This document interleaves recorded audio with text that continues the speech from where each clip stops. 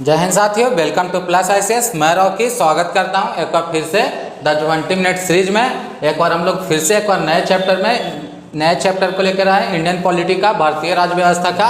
Chapter का नाम क्या है दोस्तों? राज्य के नीति निर्देशक तत्व, DPSP, directive principle of state policy. हम लोग दोस्तों पिछले वीडियो में कर चुके हैं मौलिक अधिकार किससे कहाँ से कहाँ तक आर्टिकल में था, तो 12 से लेकर के 35 तक। हम लोग 35 तक का आर्टिकल कर चुके हैं। आज हम लोग आर्टिकल 36 से 51 करेंगे।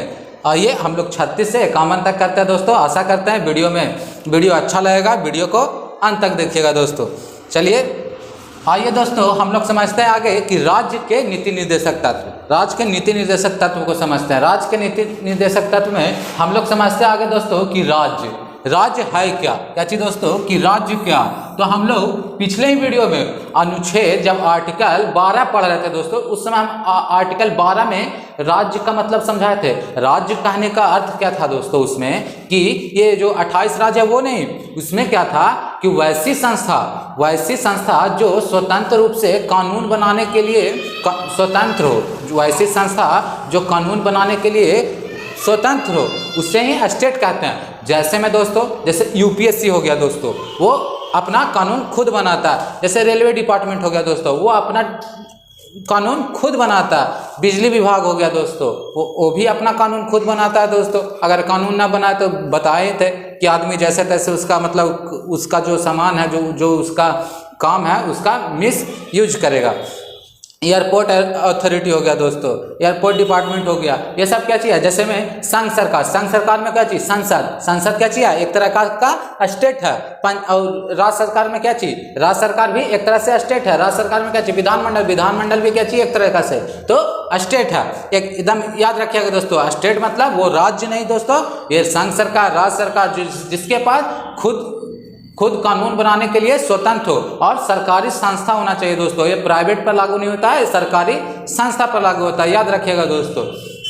तो राज्य का मतलब समझ गए होंगे दोस्तों। और वही राज्य को नीति निर्देशक मतलब सरकार यानी संविधान निर्देश देता है। क्या चीज? संविधान है दोस्तों, वो निर्देश देता है राज्य को कि आप इस पर कानून किस तरीका से बनाए और किस लिए बनाए। तो ये किस लिए बनाया जाता है संविधान? ये जो कानून है ये किस लिए लागू करता है? तो देश के कल्याण के लिए, समाज के कल्याण के लिए। याद रखिएगा दोस्तों, समाज के कल्याण के लिए बनाया गया दोस्तों। इसका मुख्य उद्देश्य है क्या चीज? लोक कल्याणकारी राज्य। मतलब जो राज्य है वो क्या चीज? उसको लोक कल्याणकारी मतलब लोगों को हित में, मतलब अच्छा बनाना है उसको दोस्तों, याद रखिएगा। आइए दोस्तों हम लोग समझते हैं राज्य के नीति निर्देशक तत्व में। राज्य का मतलब समझ गए, नीति निर्देशक तत्व का मतलब समझ गए। ये क्यों है दोस्तों? मौलिक अधिकार और इसमें एक तरीका से सिमिलरिटी है दोस्तों, और दोनों में अंतर क्या है दोस्तों वो भी हम लोग समझेंगे कि मौलिक अधिकार और इसमें क्या अंतर है दोस्तों। हम लोग क्या पढ़ रहे हैं कि राज्य के नीति निर्देशक तत्व। राज्य के नीति निर्देशक तत्व ये हम लोग भाग पढ़ते समय में ही पढ़े थे दोस्तों। कौन सा भाग में है? तो भाग 4 में। आर्टिकल कहाँ से कहाँ तक है? आर्टिकल 36 से लेकर के 51 तक, याद रखिएगा दोस्तों। और ये हम लोग कहाँ के संविधान से लिए गए? जब स्रोत पढ़ रहे थे उस समय हम लोग पढ़े दोस्तों कि राज्य का नीति निर्देशक तत्व यानी DPSP ये कहाँ से लिया गया है? तो कहाँ से लिया गया है? तो आयरलैंड के संविधान से, याद रखिएगा दोस्तों। ये जो राज्य का नीति निर्देशक तत्व है ये किस देश का संविधान से लिया गया है? तो आयरलैंड के संविधान से लिया गया। नेक्स्ट चलते हैं दोस्तों आगे। हम लोग को क्या पढ़ना है कि जैसे में इनके जो राज्य का नीति निर्देशक तत्व है दोस्तों, इन पर कुछ लोगों ने अपना विचार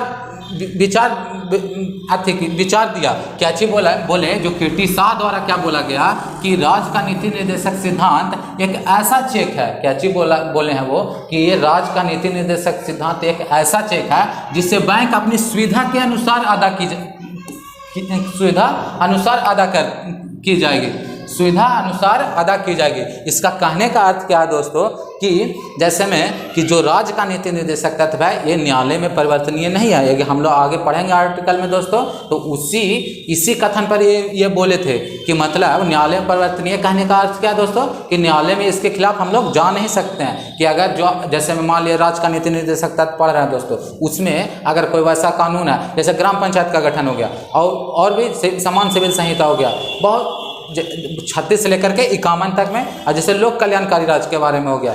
39 में समान कार्य के लिए समान वेतन हो गया। लेकिन ये सब क्या चाहिए दोस्तों, ये सब के लिए आप आवाज़ नहीं उठा सकते हैं न्यायालय में। इसी को बोलते हैं कि न्यायालय में परिवर्तनीय नहीं है। इसीलिए बोला गया कि ये बैंक अपनी सुविधा के अनुसार, ये कथन बोले थे किसने, केटी शाह ने। किसने बोले थे दोस्तों, तो केटी शाह का कथन था। क्या चीज, केटी शाह का कथन था कि क्या चीज, कि राज्य का निर्देशक सिद्धांत एक ऐसा चेक है जिसे बैंक अपनी सुविधा के अनुसार अदा की जाएगी। याद रखिएगा दोस्तों। और डॉक्टर भीमराव अंबेडकर ने क्या बोले थे, इनका क्या विचार था नीति निर्देशक तत्व के बारे में, किया एक अनोखी विशेषता है।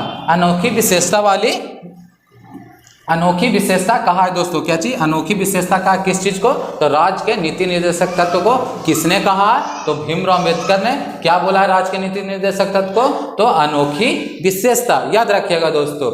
आगे देखते हैं दोस्तों कि अब हम लोग चलते हैं कि डिस्कस करते हैं कि आर्टिकल 36 से 51 में हम लोग को क्या पढ़ना है दोस्तों। आइए हम लोग देखते हैं क्या चाहिए दोस्तों, कि आर्टिकल 36 हम लोग आर्टिकल 36 में क्या पढ़ना है दोस्तों, कि राज्य यानी डीपीएसपी की परिभाषा।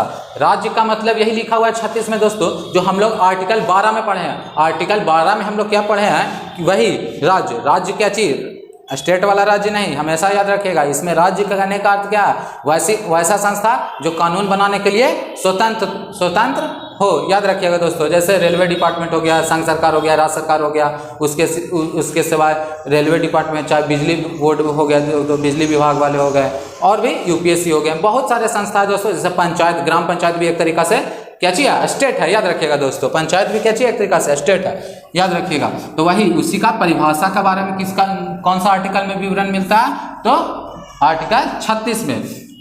यहाँ भी राज्य की परिभाषा पढ़े हैं दोस्तों, और साथ में इसमें डीपीएसपी की परिभाषा, मतलब डीपीएसपी में क्या क्या पढ़ना, वो हम लोग का आर्टिकल 36 में लिखा हुआ है दोस्तों। लेकिन राज्य की परिभाषा कभी कभी देता है दोस्तों। क्वेश्चन में पूछेगा कि राज्य की परिभाषा किस आर्टिकल में है दोस्तों।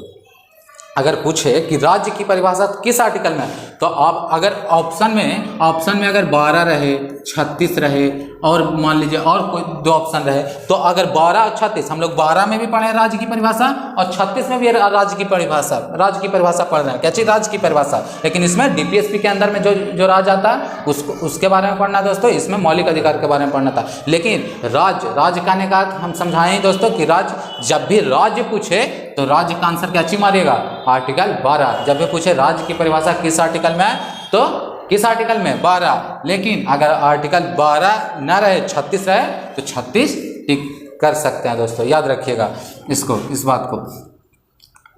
अनुच्छेद 37 को देखते हैं। 36 में हम लोग क्या पढ़े दोस्तों, राज्य की परिभाषा यानी डीपीएसपी की परिभाषा, राज्य का नीति निर्देशक की परिभाषा। याद रखिएगा दोस्तों। अनुच्छेद 37 में क्या बोल रहा है, यह न्यायालय में परिवर्तनीय नहीं है। न्यायालय में परिवर्तनीय नहीं है कहने का अर्थ क्या है दोस्तों, हम इसके लिए, जैसे मौलिक अधिकार के लिए, अगर मौलिक अधिकार का हनन आपका होता है तो आप कहाँ जा सकते हैं, डायरेक्ट सुप्रीम कोर्ट, चाहे हाई कोर्ट, आर्टिकल 32 के तहत सुप्रीम कोर्ट, आर्टिकल 226 के तहत कहाँ जा सकते हैं, हाई कोर्ट। हम लोग पढ़े हैं दोस्तों, आर्टिकल 32 में ही पढ़े हैं, संवैधानिक उपचारों का अधिकार। उसी में क्या चाहिए कि अगर मौलिक अधिकार का हनन होगा तो हम लोग कहाँ चल जाएंगे, डायरेक्ट उसमें न्यायालय में जा सकते हैं। लेकिन अगर मूल अधिकार का आपका अगर नहीं दिया जा रहा है, हनन हो रहा है एक तरीका से, तो आप इसके खिलाफ कानूनी कार्रवाई नहीं कर सकते हैं, न्यायालय में नहीं जा सकते हैं। याद रखिएगा, वही बात बोला गया कि आर्टिकल 37 में किया न्यायालय में परिवर्तनीय नहीं है। यहीं से क्वेश्चन बनता है दोस्तों कि मूल अधिकार न्यायालय में परिवर्तनीय है या नहीं, तो मूल अधिकार परिवर्तनीय है, लेकिन राज्य का नीति निर्देशक तत्व न्यायालय में परिवर्तनीय नहीं है। याद रखिएगा दोस्तों। और क्या चीज, आर्टिकल 37 हो गया दोस्तों। आर्टिकल 38 को देखते हैं। आर्टिकल 38 में क्या बोल रहा है कि राज्य लोक कल्याणकारी राज्य। क्या चीज बोल रहा है, लोक कल्याण, मतलब लोगों के कल्याण के बारे में सोचना है दोस्तों। सीधा याद करने का एकदम ऐसे याद कीजिएगा दोस्तों, नॉर्मल तरीका से, कोई ट्रिक नहीं, एकदम नॉर्मल। फर्स्ट में क्या चीज पढ़े हम लोग, परिभाषा। दूसरा में क्या है, उसी चीज को बचाया गया है दोस्तों, क्या चीज कि न्यायालय में है, परिवर्तनीय नहीं है। फिर सीधा अगर ये राज्य को डिनोट कर रहा है, किस लिए, राज्य का नीति निर्देशक था, तो किस लिए संविधान दे रहा है, राज्य के कल्याण के लिए। हम लोग शुरू में ही बताएं कि राज्य का नीति निर्देशक क्यों दिया जा रहा है, संविधान द्वारा, तो राज्य का कल्याण के लिए। तो वही राज्य का कल्याण के लिए किस आर्टिकल में लिखा गया दोस्तों? तो राज्य के कल्याण के लिए सामाजिक व्यवस्था बनाएगा। ये किस आर्टिकल में है? तो किस आर्टिकल में? तो आर्टिकल 38 में, याद रखिएगा दोस्तों। और 38 के ए में क्या चीज है? जो लोक कल्याणकारी, मतलब जो लोगों को कल्याण करेगा दोस्तों, वो किस आधार पर? तो सामाजिक तौर पर, आर्थिक तौर पर और राजनीतिक तौर पर। याद रखिएगा दोस्तों, सामाजिक तौर पर, आर्थिक तौर पर और राजनीतिक तौर पर। और हमेशा याद रखिएगा दोस्तों, ये जो 38 का ये है, ये अमेंडमेंट के तहत जुटा है दोस्तों। ये मूल संविधान का हिस्सा नहीं था। ये जो अनुच्छेद 38 का ये है, ये सामाजिक वर्ड, आर्थिक वर्ड और राजनीतिक वर्ड, ये मूल संविधान का हिस्सा नहीं है। ये से संविधान संशोधन करके द्वारा जोड़ा गया। तो केवा संविधान संशोधन द्वारा जोड़ा गया है? तो 44वां संविधान संशोधन द्वारा। याद रखिएगा दोस्तों, कॉन्स्टिट्यूशन अमेंडमेंट के तहत जोड़ा गया। कब हुआ था दोस्तों? तो 1978 में। याद रखिएगा दोस्तों इस वर्ड को। तो 38 में क्या पढ़े? राज्य लोक कल्याणकारी राज्य के बारे में पढ़े दोस्तों। आर्टिकल 39 में क्या कहता है कि आर्टिकल 39 में क्या कह रहा है कि संसाधनों का उचित वितरण, क्या चीज बोल रहा है? कि संसाधनों का उचित वितरण एवं समान कार्य के लिए समान वेतन। किस आर्टिकल में है दोस्तों? तो आर्टिकल 39 में। आर्टिकल 39 में क्या है दोस्तों? संसाधनों का उचित वितरण एवं समान कार्य के लिए समान वेतन। किस आर्टिकल के लिए? और समान कार्य के लिए समान वेतन कहने का अर्थ क्या चाहिए दोस्तों? अगर मान लीजिए कि समान कार्य के लिए समान वेतन किस पे लागू होता है दोस्तों? तो खास करके मेल और फीमेल पर। कैसे? अगर मान लीजिए कि अगर कोई राज्य है, राज्य काम दिया है, अगर समान काम दिया है दोस्तों, अगर मेल को और फीमेल दोनों को, तो दोनों का वेतन समान दिया जाएगा। ये नहीं कि महिला को कम दिया जाएगा, ये नहीं कि पुरुषों को कम दिया जाएगा, उसकी क्षमता के अनुसार नहीं दिया जाएगा दोस्तों। वहाँ क्या चाहिए कि दोनों अगर काम कर रहे हैं 8 घंटा दोनों, तो दोनों को काम के लिए एक समान काम के लिए समान वेतन दिया जाएगा दोस्तों। ये किस आर्टिकल में है? तो आर्टिकल 39 में लिखा गया है दोस्तों कि समान कार्य के लिए समान वेतन, चाहे महिला हो, चाहे पुरुष हो, चाहे कोई भी कुछ भी हो, उसे अगर समान काम कर रहा तो समान वेतन दिया जाएगा दोस्तों। याद रखिए आप, खास करके महिलाओं को दिया भी जाता है, ये सब में दिया भी जाता है दोस्तों। चाहे जैसे सरकारी टीचर हो दोस्तों, चाहे पुलिस हो, चाहे जो भी हो, अगर दोनों एक ही पद पर, जैसे मान लीजिए कि दोनों दरोगा हैं, चाहे दोनों टीचर है, तो उसे दोनों को एक ही तनख्वाह मिलता है दोस्तों सरकारी टीचर का। याद रखिएगा, चाहे मेल हो या फीमेल हो। याद रखिएगा आर्टिकल 39 में समान कार्य के लिए समान वेतन, संसाधनों का उचित वितरण। और 39 के ए में क्या है दोस्तों? समान एवं निःशुल्क न्याय प्रदान करवाना दोस्तों। समान एवं निःशुल्क न्याय प्रदान करना।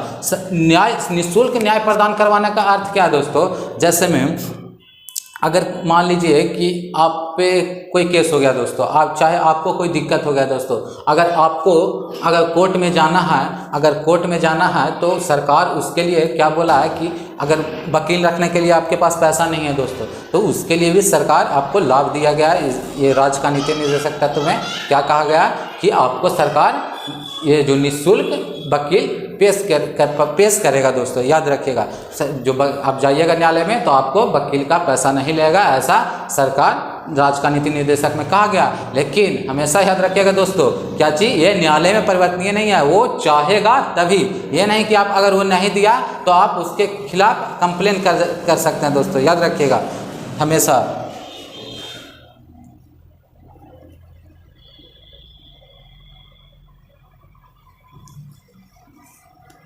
हमेशा याद रखिएगा दोस्तों, क्या चीज कि आर्टिकल 39 के में निःशुल्क न्याय प्रदान करवाना, समान एवं निःशुल्क न्याय प्रदान करवाना।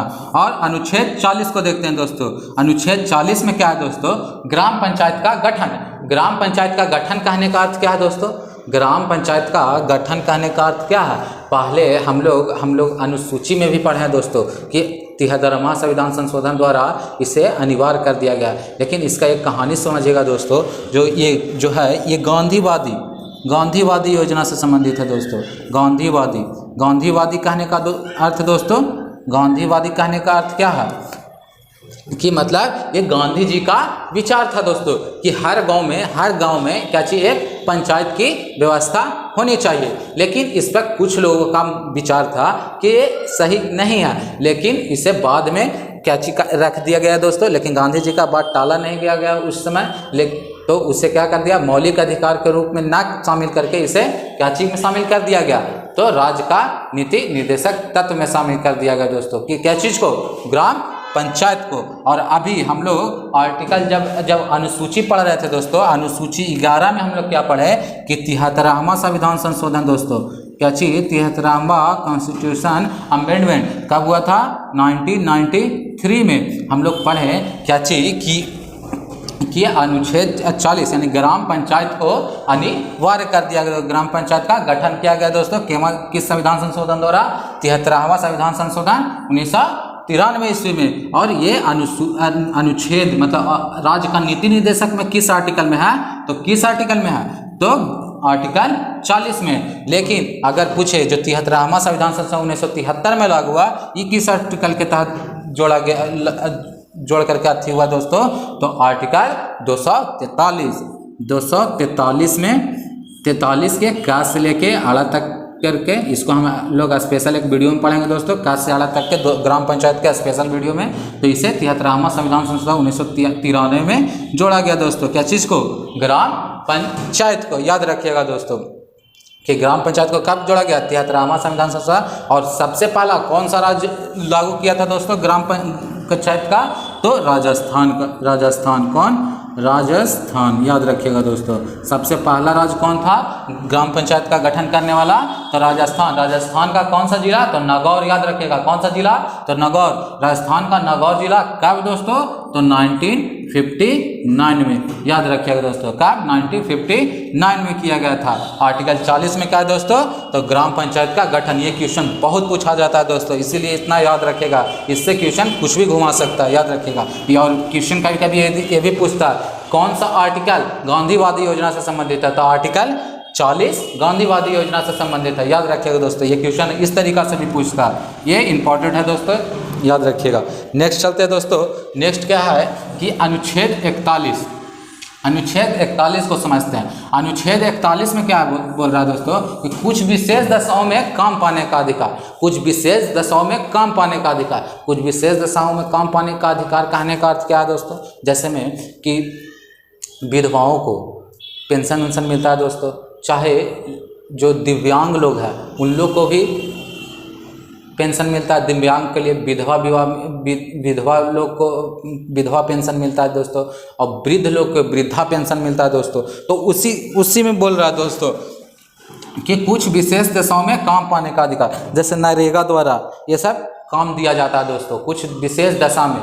वही बोल रहा है कि नरेगा द्वारा, मनरेगा जो अब हो गया, उसी के द्वारा अच्छी विशेष काम पाने का अधिकार। तो किस आर्टिकल में है, तो आर्टिकल 41 में। आर्टिकल 42 को देखते हैं दोस्तों। आर्टिकल 42 क्या बोल रहा है कि कार्य न्याय संगत और मानवीय दशा या मनवोचित दशा, कहीं लिखता है, दोनों का मतलब एक ही होता है दोस्तों। और प्रस्तुति सहायता, ये किस आर्टिकल में है, तो आर्टिकल 42 में। कहने का अर्थ है दोस्तों मानवीय दशा, कार्य न्याय संगत, मतलब कार्य ऐसा करे जिसमें कोई हानि ना हो दोस्तों। अगर मान लीजिए स्टेट हमको काम दे रही है दोस्तों, राज्य हमको कोई काम दे रही है, और वो जान जोखिम वाला काम थोड़ी ना दे सकती है। अब वो शेर से लड़वा देगी, बोलेगी कि जाओ इससे लड़ो हम पैसा देंगे, तो वो ऐसा नहीं कर सकता दोस्तों। मतलब वो मनवोचित दशा, मतलब मनवोचित कहने का मतलब कि मानव को उचित होना चाहिए, मानव जो काम कर रहा है उसको उचित लगना चाहिए दोस्तों। याद रखिएगा।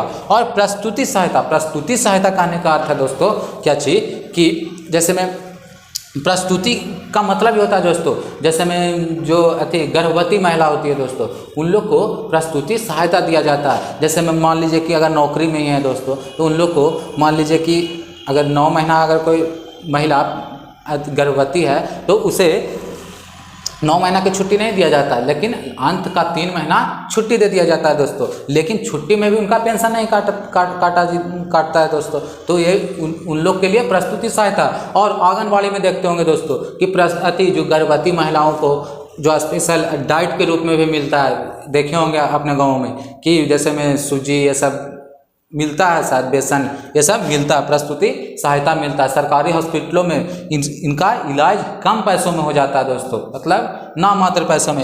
ये सब प्रसूति सहायता किस आर्टिकल में है दोस्तों? तो आर्टिकल 42 में। लेकिन हमेशा याद रखिएगा दोस्तों आर्टिकल 37 को, आर्टिकल 37 में क्या है कि अगर ये राज नहीं दे रही है तो आप इसके खिलाफ कानूनी कार्रवाई नहीं कर सकते हैं। ये वर्ड को हमेशा जोड़ते रहिएगा हर आर्टिकल में कि ये मतलब अगर एग्जाम पॉइंट ऑफ व्यू से तो आप नॉर्मल पढ़ रहे हैं, लेकिन अगर ऐसे नॉलेज के पर्पज से अगर अदर आदमी देख रहे हैं ये वीडियो तो वो हमेशा याद रखिएगा कि आप इस चीज़ के लिए न्यायालय में नहीं जा सकते हैं। लेकिन आपको अगर ये सब मिलता है तो राज्य जो देश है उसको कल्याण के लिए ऐसा कर रहा है दोस्तों, याद रखिएगा। आर्टिकल 43 में क्या बोल रहा है दोस्तों? निर्वाह मजदूरी एवं कुटीर उद्योग। निर्वाह मजदूरी एवं कुटीर उद्योग कहने का अर्थ है दोस्तों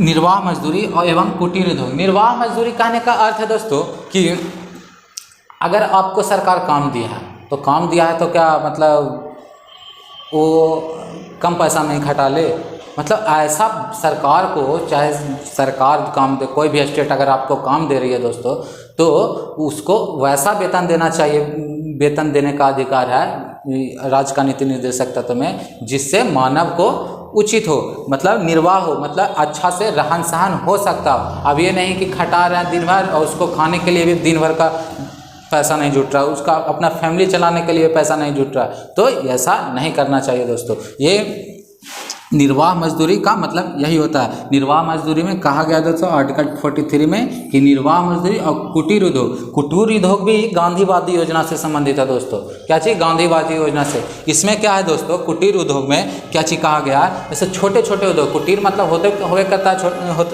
होता ही है दोस्तों क्या चीज़? छोटा छोटा उद्योग, मतलब गाँव घर में जो छोटा छोटा ग्राम में क्या चीज़? छोटा छोटा उद्योग की व्यवस्था करवाना चाहिए दोस्तों। क्या चीज़? उद्योग के। वही बोल रहा है कि जो गांव के आदमी बाहर जाके कमाते हैं वो अपना गांव में ही कमाएं। ये इसीलिए कहा गया था आर्टिकल 43 में कि कुटीर उद्योग का प्रोत्साहन करना चाहिए, मतलब बढ़ावा देना चाहिए, ताकि गांव का आदमी अपना घर द्वार में ही रह करके कमा सके, ये अपना गांव में ही, अपना एरिया में ही रह के काम करके अपना जीवन जी सके, ना कि बाहर जाए। इसीलिए कुटीर उद्योग पर जोर देने, मतलब प्रोत्साहन देने का अधिकार दिया गया है दोस्तों आर्टिकल 43 में, याद रखिएगा। आर्टिकल 44 को देखते हैं दोस्तों। आर्टिकल 44 में क्या कहता है दोस्तों? समान नागरिक संहिता, जो अभी आप लोग सुनते भी होंगे दोस्तों, अगर भाषण सुनते होंगे, अगर न्यूज देखते होंगे तो, कि हमेशा जो नरेंद्र मोदी हमारे प्रधानमंत्री हैं उनके द्वारा कहा भी जाता है हमेशा दोस्तों कि ये हमारा देश है जो क्या चीज़ समान नागरिक संहिता लागू करने वाला है, जो अभी लागू करने के लिए मतलब तत्पर है, लेकिन अभी हुआ नहीं है दोस्तों। एक पॉइंट याद रखिएगा दोस्तों कि अभी समान नागरिक संहिता किस राज्य में लागू है, तो याद रखिएगा तो गोवा। समान नागरिक संहिता कहने का अर्थ है दोस्तों कि सारा नागरिक एक समान, मतलब सबका नागरिक के लिए एक कानून होना चाहिए दोस्तों। अब कानून तो है दोस्तों, लेकिन कुछ कुछ दशाओं में, जैसे हम आप विवाह में देखते हैं दोस्तों, तो हिंदू मुस्लिम में देख लीजिए, अगर हिंदू में विवाह लेने के लिए क्या चाहिए दोस्तों? दस्तावेज पर, मतलब अच्छी डिवोर्स पेपर ये सब करवाना पड़ता है। महिलाओं और अथियों में क्या चाहिए दोस्तों? मुस्लिमों में तलाक करके, मतलब 3 बार बोलता है तो वो मतलब क्या चाहिए, उन लोग का तलाक हो जाता है, मतलब शादी टूट जाता है। वो अभी 3 तलाक हटा है, वो पूर्णतः नहीं हटा दोस्तों, याद रखिएगा ये भी, मतलब उसमें भी 2-3 तरह का प्रावधान है, वो अलग से बताएंगे, लेकिन याद रखिएगा कि वही चीज़ का बात कर रहा है। जैसे में ईसाई है दोस्तों, सबका शादी करने का देखिए दोस्तों, सबका शादी करने का रिवाज अलग है, तो वही बोल रहा है कि सब नागरिक को समान तरीका, मतलब सब कोई का तरीका एक होना चाहिए। इसी में कहा गया है दोस्तों समान नागरिक संहिता में आर्टिकल 44 में 4 समान है दोस्तों, याद रखिएगा 4 समान है, तो याद करने का ट्रिक भूलिएगा नहीं। 4 समान है तो समान नागरिक संहिता किस राज्य में लागू है दोस्तों? तो किस राज्य में? तो गोवा में, याद रखिएगा। अनुच्छेद 45 को देखते हैं दोस्तों, तो इसमें क्या है? बच्चों का आरंभिक देखभाल एवं शिक्षा की व्यवस्था। इसमें खास करके 6 वर्ष से कम बच्चों, 6 वर्ष की कम बच्चों के देखभाल के लिए बोला गया दोस्तों। तो ये देखभाल एवं शिक्षा की व्यवस्था करने का अधिकार है दोस्तों। किस आर्टिकल में कहा गया दोस्तों, प्रावधान दिया गया? तो आर्टिकल 45 में। याद रखिएगा, बच्चों का आरंभिक देखभाल एवं शिक्षा की व्यवस्था किस आर्टिकल में? तो आर्टिकल 45 में। याद रखिएगा। और आर्टिकल 46 में क्या चाहिए? अनुसूचित जाति एवं जनजाति ये जो अनुसूचित जाति एवं जनजाति को शिक्षा हित के लिए बढ़ावा देना, शिक्षा के लिए और उन लोगों को हितों के बढ़ावा देना किस आर्टिकल में है? तो 46 में। और 47 में देखते हैं दोस्तों। 47 में क्या चाहिए? मद्य निषेध, पोषाहार या स्वास्थ्य। मद्य निषेध बोले तो मतलब वैसा पदार्थ जो मतलब शरीर को हानि पहुंचाए दोस्तों, उस पर रोक लगाए सरकार। और क्या चाहिए? पोषाहार मतलब अच्छा खाना दे दोस्तों, मतलब अच्छा खाना मिलता है, जैसे मिलता भी है दोस्तों। मिड डे मील की व्यवस्था किया गया दोस्तों, सरकारी स्कूलों में खाना वाना मिलता है दोस्तों। स्वास्थ्य की देखरेख के लिए जो सरकारी हॉस्पिटल है उसमें गोलियां भी देखभाल के लिए किया जाता है दोस्तों, दिया जाता है। स्वास्थ्य के लिए भी देखभाल किया जाता है दोस्तों। तो यही आर्टिकल 47 के तहत मद्य निषेध, ये दारू प्रतिबंध से याद रख सकते हैं। मद्य निषेध, पोषाहार और स्वास्थ्य की देखरेख के लिए दोस्तों। अब इस पर भी याद रखिएगा, अगर आप सरकार से कहने जाइएगा क्या चाहिए कि हमें अच्छा खाना नहीं मिलता, अगर सरकार का मन में है कि हाँ हम दे दे, अगर यहाँ कि सच में अगर सच में पोषाहार नहीं मिल रहा, अगर सरकार के पास पैसा है, स्टेट के पास पैसा है तो वो दे देगी। लेकिन अगर नहीं देगी तो आप आर्टिकल 37 को याद रखिएगा कि हम इसके खिलाफ स्टेट को कंप्लेन नहीं कर सकते हैं। याद रखिएगा दोस्तों कि इसके खिलाफ हम लोग कंप्लेन नहीं कर सकते हैं। तो हम लोग आर्टिकल 44 में क्या पढ़े? समान नागरिक संहिता। आर्टिकल 45 में क्या पढ़े दोस्तों? बच्चों का आरंभिक देखभाल एवं शिक्षा की व्यवस्था। आर्टिकल 46 में अनुसूचित जाति और जनजाति के शिक्षा एवं हितों की व्यवस्था की देखरेख करना, शिक्षा का बढ़ावा देना। और आर्टिकल 47 में मद्य निषेध, पोषाहार और स्वास्थ्य की प्रावधान है दोस्तों किस आर्टिकल में? तो 47 में। 48 को देखते हैं दोस्तों। 48 में क्या है दोस्तों? आर्टिकल 48 में क्या है? क्या चाहिए? कृषि एवं पशुपालन। क्या चाहिए? कृषि एवं पशुपालन की व्यवस्था किस आर्टिकल में कहा गया? तो किस आर्टिकल में? कृषि एवं पशुपालन। तो आर्टिकल 48 में। और आर्टिकल 48 के क्या में क्या चाहिए? पर्यावरण संरक्षण। सरकार को पर्यावरण संरक्षण संबंधी कानून बनाना चाहिए दोस्तों, पर्यावरण संरक्षण करना चाहिए, ऐसा मतलब राज्य का नीति निर्देशक तत्व में लिखा गया है। और कृषि एवं पशुपालन के लिए भी दोस्तों अभी कई राज्यों में देखते होंगे दोस्तों कि पशुपालन के लिए पैसा भी दिया जाता है सरकार द्वारा दोस्तों, स्टेट द्वारा, कि आप कीजिए आपको पैसा दिया जाएगा। पशुपालन के लिए, कृषि के लिए भी पैसा दिया जाता है दोस्तों। अगर आपका ज़्यादा कृषि करना है तो कृषि के लिए भी आपको लोन मुहैया करवाता है दोस्तों, कौन? सरकार। याद रखिएगा। तो कृषि एवं पशुपालन किस आर्टिकल में? तो आर्टिकल 48 में। और 48 के काम में क्या चाहिए? पर्यावरण संरक्षण। और आर्टिकल 49 में, आर्टिकल 49 में राष्ट्रीय महत्व एवं स्मारक का संरक्षण। राष्ट्रीय महत्व एवं जैसे में अब राष्ट्रीय स्मारक है दोस्तों, उसका संरक्षण का जिम्मेवारी भी राज्य को, स्टेट को दिया गया है दोस्तों। ये आर्टिकल किस आर्टिकल के तहत? तो किस आर्टिकल के तहत? आर्टिकल 49 को, राष्ट्रीय महत्व के स्मारक के संरक्षण करना, चाहे राष्ट्रीय वैसा कोई स्थान है, स्थल है दोस्तों, उसको भी संरक्षण करना किस आर्टिकल के तहत? तो आर्टिकल, कौन सा आर्टिकल? आर्टिकल 49 के तहत। आर्टिकल 48 में क्या पढ़े दोस्तों? कृषि एवं पशुपालन। आर्टिकल 48 के काम में क्या पढ़े? पर्यावरण संरक्षण। और आर्टिकल 49 में क्या पढ़े? तो राष्ट्रीय महत्व के स्मारक का संरक्षण करना है दोस्तों, चाहे राष्ट्रीय स्थल का संरक्षण करना दोस्तों, ये ध्यान में रखिए दोस्तों।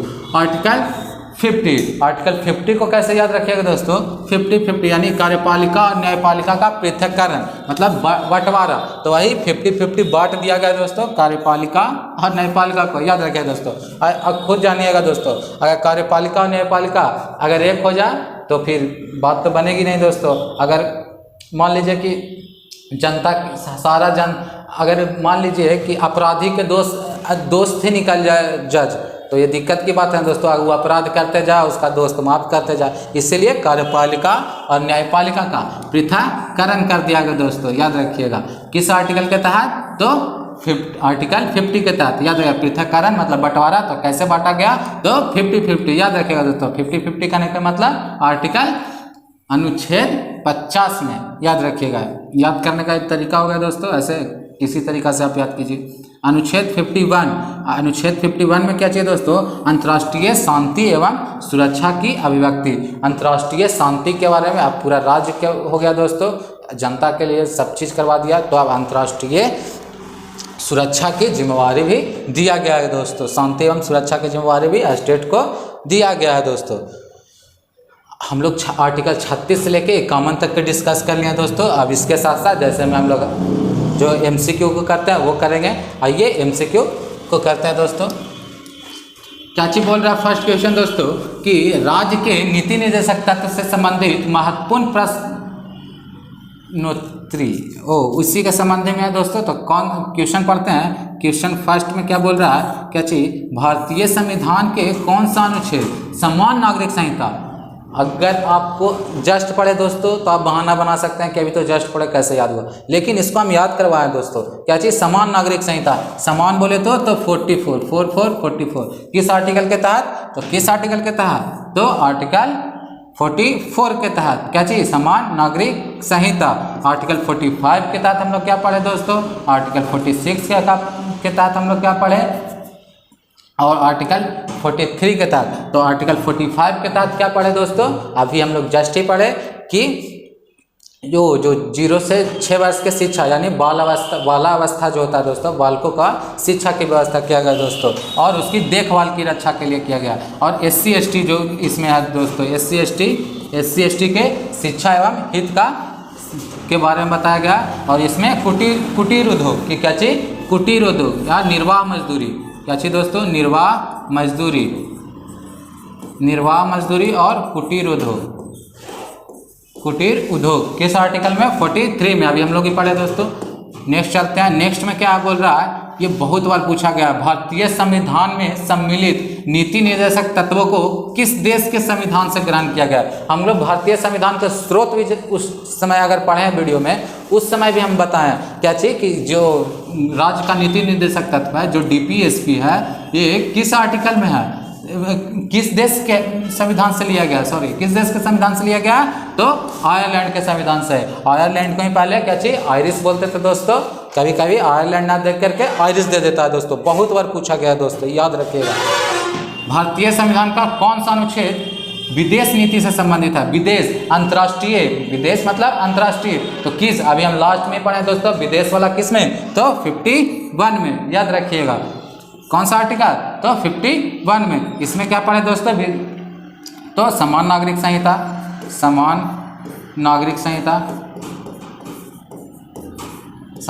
संहिता किस में? तो आर्टिकल 44 में। इसमें कुछ विशेष दशाओं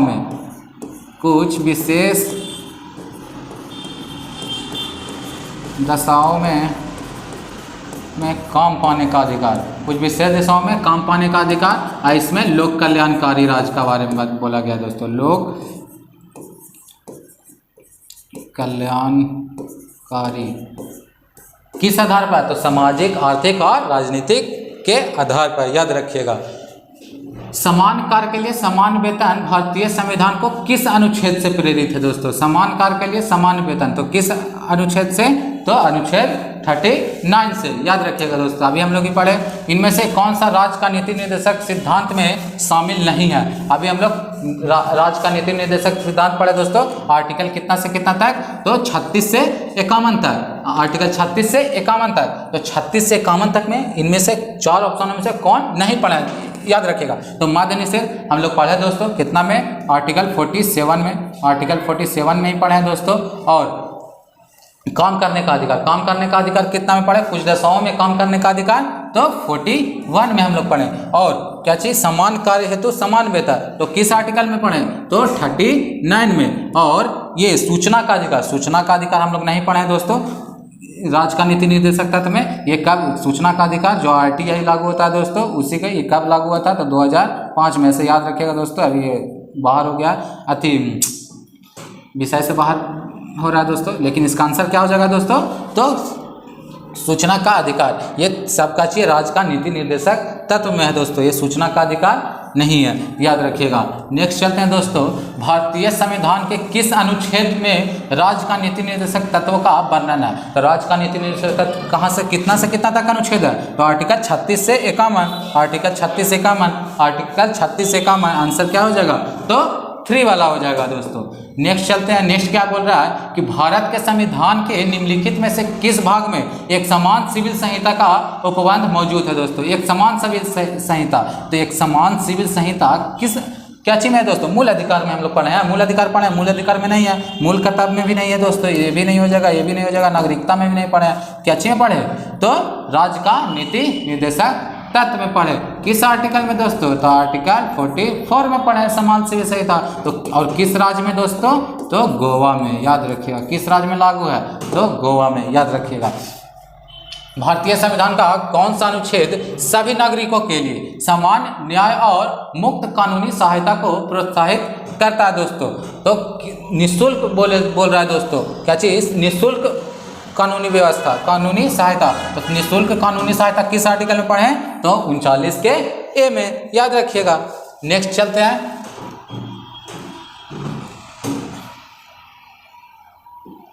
नेक्स्ट क्या है? भारतीय संविधान के किस भाग में राज्य का नीति निर्देशक तत्व को शामिल किया गया? तो किस भाग में दोस्तों? तो भाग 4 में। हम लोग पढ़े हैं दोस्तों कि भाग 4 में राज्य के नीति निर्देशक तत्व है। भाग 3 में हम लोग भाग पढ़ते समय ही पढ़े, आज भी पढ़े। भारतीय संविधान का निम्न में से कौन सा अनुच्छेद हमारी सांस्कृतिक संस्कृति की समृद्धि विरासत के महत्व को, वही वाला दोस्तों जो राष्ट्रीय स्मारक की जो संरक्षण की बात की गई दोस्तों, वही क्वेश्चन पूछ रहा है दोस्तों। तो ये किस आर्टिकल में है? तो आर्टिकल 49 में, याद रखिएगा। आर्टिकल 49 में बचा राष्ट्रीय स्थल हो, राष्ट्रीय स्मारक हो, उसका संरक्षण करने का प्रावधान किस आर्टिकल में है? तो आर्टिकल 49 में है दोस्तों, याद रखिएगा।